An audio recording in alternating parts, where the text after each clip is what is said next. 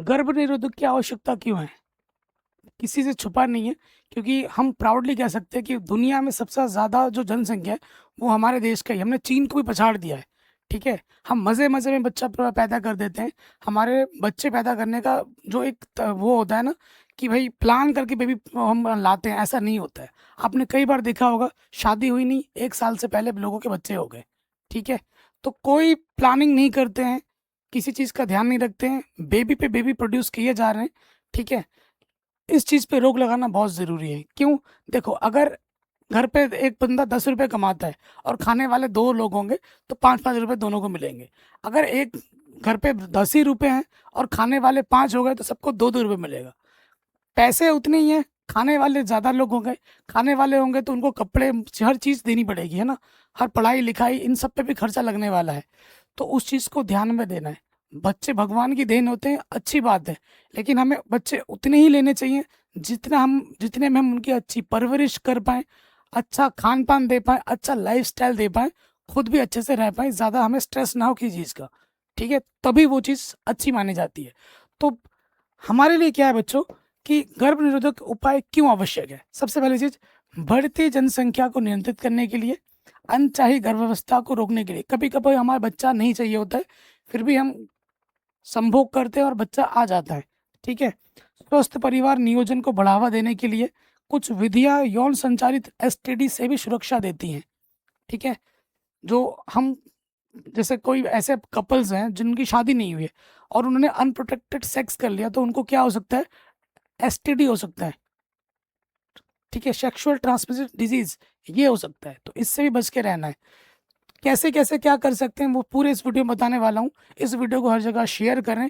ठीक है? अपने छोटे भाई-बहन, दोस्त, भाई-बंधु सबके साथ शेयर करें। इसमें कोई शर्माने वाली बात नहीं है। जागरूकता ही सबसे बड़ी चीज़ होती है। चलिए स्टार्ट करते हैं। जो मानदंड है, अच्छा गर्भनिरोधक कौन-सा होता है?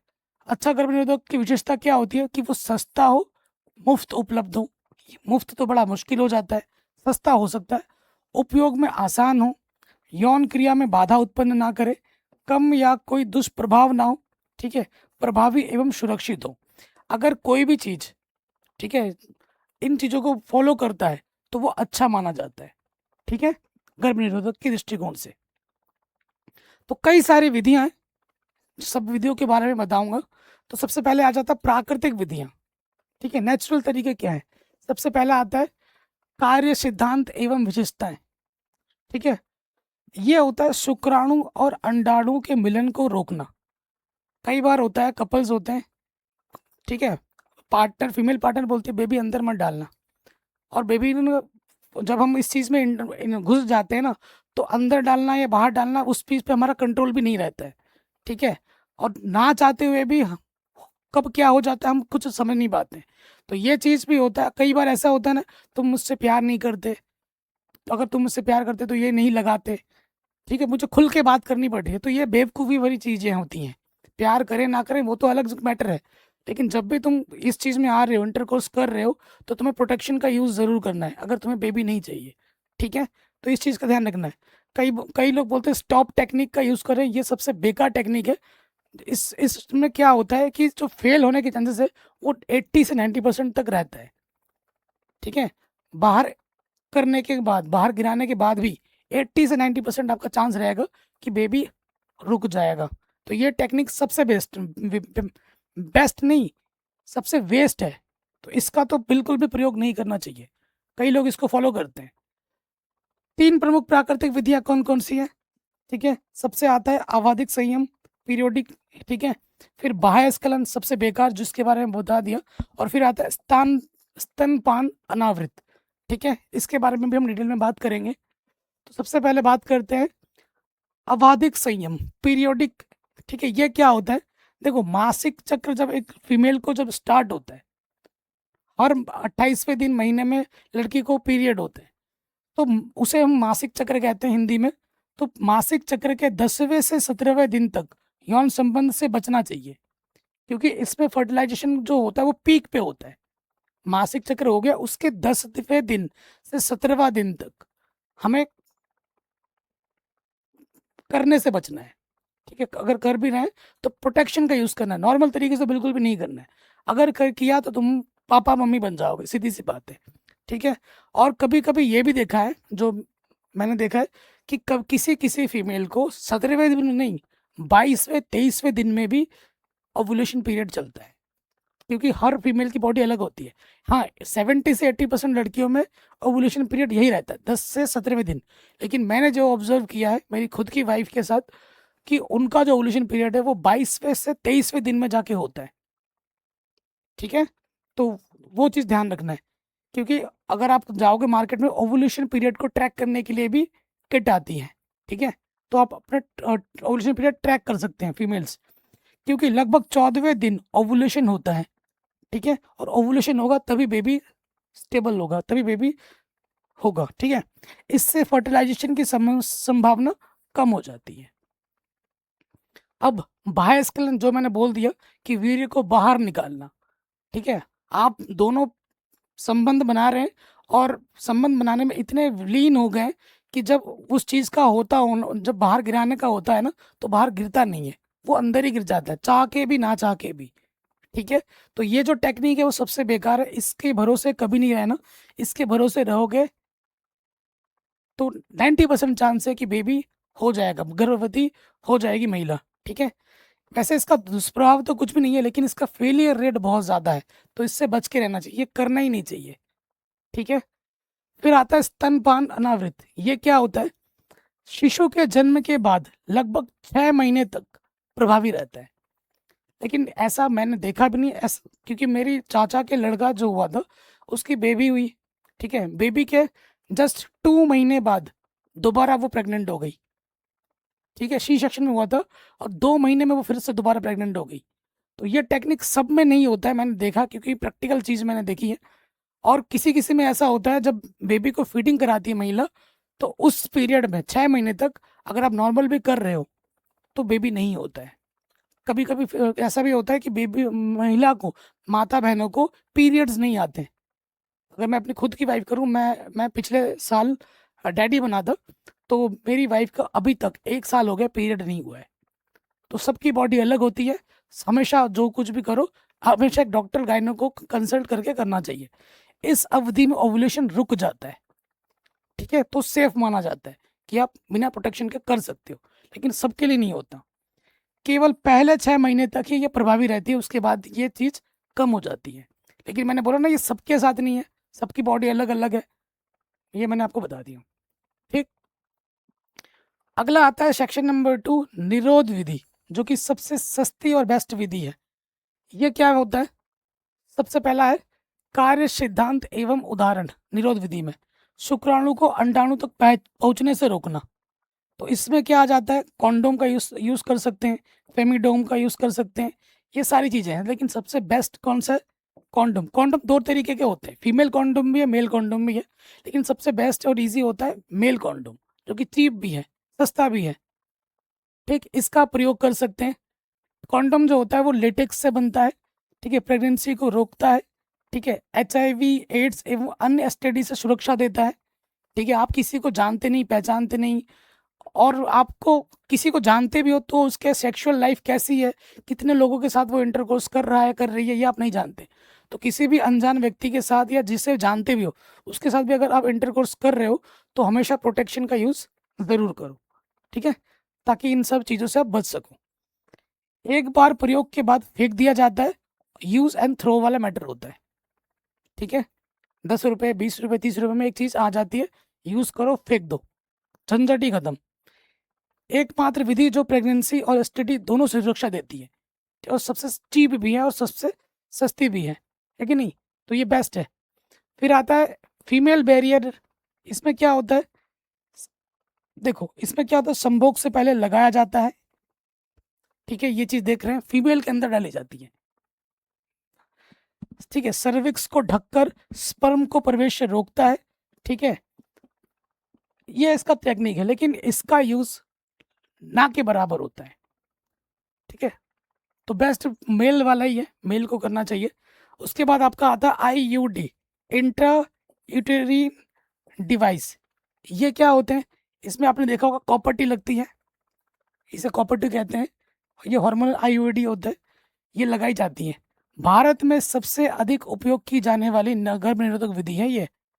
जो मेल्स होते हैं वो कॉन्डोम का इस्तेमाल तक नहीं करना चाहते हैं, सब कुछ हमारी माता बहनों को झेलना है, ठीक है। मेल तो आता है मजे मजे में करके चला जाता है, लेकिन झेलना हमारी माता बहनों को पड़ता है। तो उसके लिए क्या होता है कि फीमेल्स कॉपर टी लगा लेती हैं यहाँ पर। कॉपर टी क्या होता है, ये क्या होता है, जो अगर वीर्य अंदर चला भी गया तो वो अंदर नहीं जा पाता, है ना, अंदर जाके जाइगोट वगैरह वो नहीं बना पाता, तो फिर नहीं हो पाता, ठीक है। केवल डॉक्टर या प्रशिक्षित नर्स द्वारा ही लगाई जाती है। ये हम खुद से नहीं लगा सकते, ना आप खुद लगा सकते हैं ना आपका पार्टनर लगा सकता है। ये सिर्फ स्पेसिफिक नर्स और क्वालिफाइड डॉक्टर ही लगा पाते हैं, जो ट्रेनिंग में चल रहे हैं प्रॉपर, वही लगाते हैं, ठीक है। और ये सस्ता होता है और ये बेस्ट है। आईयूडी के प्रकार बहुत सारे हैं, आप देख सकते हैं, इस टाइप का होता है, इस टाइप का होता है, इस टाइप का होता है। कौन सा टाइप का लगाना है वो आपका डॉक्टर और आप मिलकर डिसाइड कर सकते हैं। नॉन मेडिकेटेड कौन सा होता है, लिपस लूप वाला होता है, ठीक है। कॉपर रिलीजिंग वाला ये होता है, जैसे कॉपर टी, CU7, ठीक है, ये आप देख सकते हैं। हार्मोनल रिलीजिंग वाला ये होता है LNG-20। तो ये इस टाइप के आपको मिल जाएंगे आईयूडी। कौन सा आपके लिए बेस्ट है वो आपका डॉक्टर डिसाइड करता है। आईयूडी कैसे काम करता है, देखिए, कॉपर आयंस रिलीज करता है कॉपर टी। स्पर्म की गतिशीलता ये क्या करता है, कम कर देता है ये कॉपर टी। और हार्मोनल क्या करता है, ये क्या करता है, इम्प्लांटेशन को रोकता है, सर्विक्स को स्पर्म के लिए प्रतिकूल बना देता है, अनुकूल नहीं बनाता, प्रतिकूल बना देता है सर्विक्स को, ठीक है। तो ऐसे ये काम करता है। अगला आता है गर्भ निरोधक गोलियां, जो दवाई खाते हैं। आपने देखा होगा कई सारे एड्स आते हैं कि भाई अगर आप अनवांटेड अपने बच्चा नहीं चाहते हो, तो अगर आपने कर लिया है तो आप एक दवाई खाओ, 72 घंटे के अंदर हो जाएगा। वो दवाई अगर आप ले भी रहे हैं तो कभी कभार ले लिया तो सही है, कभी कभार का मतलब 6 महीने में, साल भर में एक बार ले लिया कि भाई अचानक से हो गया तो वो चलता है। लेकिन अगर आप डेली बार बार ले रहे हो तो वो बहुत ज़्यादा उसके साइड इफेक्ट हैं, बहुत नुकसान कर सकते हैं, ठीक है। तो वो उस चीज़ से बचना है, वो बहुत बेकार होती है। लेकिन जो जो सरकारी अस्पताल में जो मिलता है, ये मैं जो गायनो लिख के देती हैं प्रिस्क्रिप्शन में, अगर उनकी सलाह से लिया जाए तो वो सेफ माना जाता है। तो कोई भी चीज़ करो तो डॉक्टर की सलाह से करो।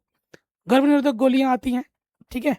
ये क्या करती है, ये प्रोजेस्टेरोन अथवा प्रोजेस्टेरोन प्लस एस्ट्रोजन से निर्मित होती हैं। ये हार्मोनल से बनती हैं, लगातार 21 दिनों तक ये ली जाती हैं। इस प्रकार के पत्ते आते हैं और सरकारी जब अस्पताल में जाओगे, जिला अस्पताल में, ये फ्री में मिलती हैं, ठीक है। प्रमुख गर्भ निरोधक गोलियां कौन सी हैं, जैसे ये सहेली आप देख सकते हैं, माला डी देख सकते हैं, ये फ्री में मिलती हैं सरकारी अस्पताल में।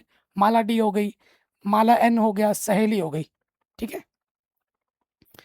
ये क्या करता है, ये जो आपको मैंने बताया ये सबसे कम दुष्प्रभाव होते हैं। वैसे जो भी दवाइयाँ होती हैं उसके हल्के फुल्के साइड इफेक्ट ज़रूर होते हैं, लेकिन ये दवाइयाँ ऐसी, इनकी कोई साइड इफेक्ट नहीं है भी तो ना के बराबर दुष्प्रभाव है, ठीक है। तो ये इसका प्रयोग आप कर सकते हैं। अगला आ जाता है शल्य चिकित्सा, शल्य विधि। शल्य चिकित्सा में क्या होता है, हमेशा हम स्त्रियों पे ही डालते हैं।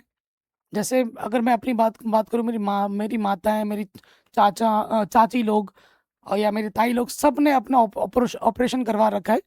पेट के अंदर से काटना होता है ना, तो वो चीज़ करवा रखी है, जिससे क्या होता है, फिर बेबी होने का जो डर रहता है वो ख़त्म हो जाता है। वो करना कब होता है कि अगर आपका बेबी प्लान होगा कि मुझे 2 बच्चे चाहिए, मुझे और बच्चे नहीं चाहिए, मुझे 3 बच्चे चाहिए, मुझे और बच्चे नहीं चाहिए, तो ये करवा लो, ख़त्म हो गया। लेकिन इसमें चीर-फाड़ होता है, बहुत तकलीफ से गुजरना पड़ता है। शल्य चिकित्सा विधि है। अगला आपका आ जाता है नसबंदी। नसबंदी में पुरुषों को लगाया जाता है। पुरुष लोगों की अगर जब बात करी जाती है नसबंदी, तो पुरुष लोग बोलते हैं अगर मैंने नसबंदी करा ली तो मेरा फिर ऐसा नहीं होगा। तो ये सबसे बड़ा मिथ है, ठीक है। मेरा स्पर्म नहीं आएगा, मेरा इजैकुलेशन नहीं होगा, ये सब हम भ्रांतियाँ भरी पड़ी हैं। तो ऐसा कुछ भी नहीं है, सब कुछ होगा भाई। और जितना पेन हमारी माता बहनों को सहना पड़ता है, उतना पेन आपको नहीं है। छोटा सा चीरा भी नहीं लगता, ठीक है, आज के एडवांस टाइम में। तो आप करा सकते हैं, आपका स्पर्म भी निकलेगा, आपका एजुकेशन भी, हर चीज़ होगी, लेकिन दर्द भी नहीं होगा इससे। तो इससे फ़ायदा आपका ही है। आप नो टेंशन होके हर चीज़ कर पाओगे, अगर आपने एक बार बेबी ले लिया है तो, आपका फैमिली पूरा हो गया तो, ठीक है। तो ये सबसे स्थायी होता है। जो शल्य चिकित्सा विधि है सबसे स्थायी होता है। अगर आपकी फैमिली पूरी हो गई है तो ये करा लो, काम खत्म। पुरुषों में क्या होता है? पुरुषों में क्या होता है? वैस डिफरेंस को काट कर बांध दिया जाता है, ठीक है, स्पर्म बाहर नहीं निकल पाते और फर्टिलाइजेशन रुक जाता है। पुरुषों में ये होता है। महिलाओं में क्या होता है? फैलोपियन ट्यूब को काट कर बांध दिया जाता है। जो फैलोपियन ट्यूब होती है महिला की, उसको काट के बांध दिया जाता है और एग आगे ही नहीं बढ़ पाता और फर्टिलाइजेशन रुक जाता है और फिर बेबी नहीं हो पाता, ठीक है। अगर मैं बात करूं, इतने सारे मैंने आपको समझाए, नेचुरल तरीके हैं, बैरियर तरीका है, आईयूडी है, पिल्स है, सर्जरी है, तो इनमें सबसे बेस्ट आपको कौन सा लगा मुझे आप कमेंट करें। और हाँ, जब भी आप किसी को प्यार कर रहे हैं, संभोग कर रहे हैं, तो गर्भ निरोधक जो प्रोटेक्शन है उसको ज़रूर यूज़ करें। आपके लिए और आपके पार्टनर दोनों के लिए बेस्ट रहेगा, ठीक है। अनवांटेड प्रेगनेंसी से आप बच पाएंगे और जो ट्रांसमिटेड डिजीज़ होते हैं उससे आप बच पाएंगे। जानकारी, जागरूकता हमारे लिए ज़रूरी है। कृपया करके इस वीडियो को लाइक करें और वीडियो को हर जगह शेयर ज़रूर करें जागरूकता के लिए। जय हिंद।